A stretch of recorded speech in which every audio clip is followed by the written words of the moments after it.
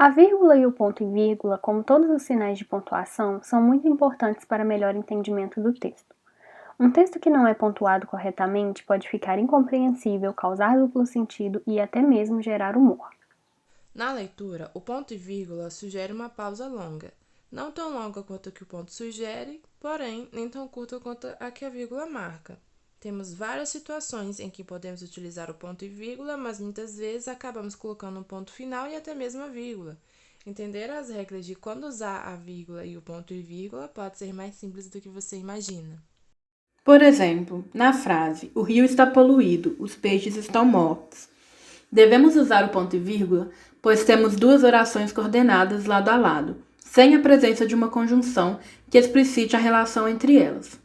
Se houver a conjunção, podemos utilizar os dois sinais, ou a vírgula indicando uma pausa mais curta, ou o ponto e vírgula indicando uma pausa mais longa.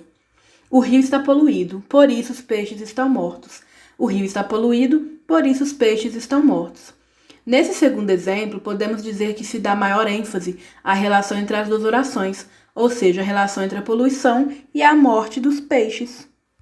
Para separar orações coordenadas, quando pelo menos uma delas já possui elementos separados por vírgula, utilizamos o ponto e vírgula.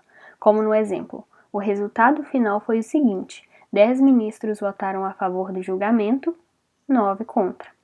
Utilizamos a vírgula antes de algumas conjunções, como as que expressam sentido de adversidade, explicação, conclusão e causa. Neste exemplo, utilizaremos a conjunção enquanto. O resultado final foi o seguinte: 10 ministros votaram a favor do julgamento, enquanto 9 votaram contra. Se quisermos deixar o verbo votaram elíptico na oração, podemos indicá-lo utilizando a vírgula, como no primeiro e no terceiro exemplo. O resultado final foi o seguinte: 10 ministros votaram a favor do julgamento, enquanto 9 contra. Para separar listas em uma enumeração, podemos utilizar a vírgula como em: fui à feira e comprei maçãs, bananas, peras e uvas.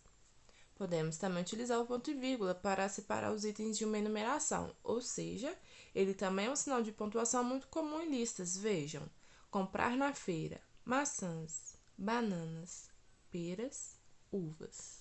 Podemos utilizar o ponto e vírgula para separar estruturas coordenadas muito extensas, ou seja, com muitas orações.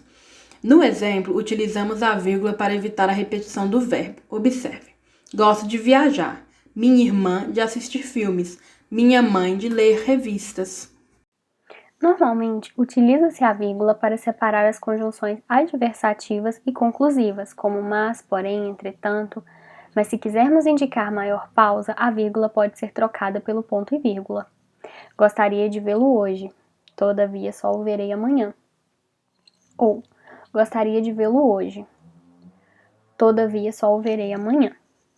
Utilizamos a vírgula ou ponto e vírgula para separar as orações coordenadas adversativas, quando a conjunção aparecer no meio da oração, ou seja, intercalada, como podemos perceber nestes exemplos. Esperava encontrar todos os produtos no supermercado. Obtive, porém, apenas alguns. Esperava encontrar todos os produtos no supermercado. Obtive, porém, apenas alguns. Neste caso, poderíamos ainda utilizar também o ponto final. Esperava encontrar todos os produtos no supermercado. Obtive, porém, apenas alguns.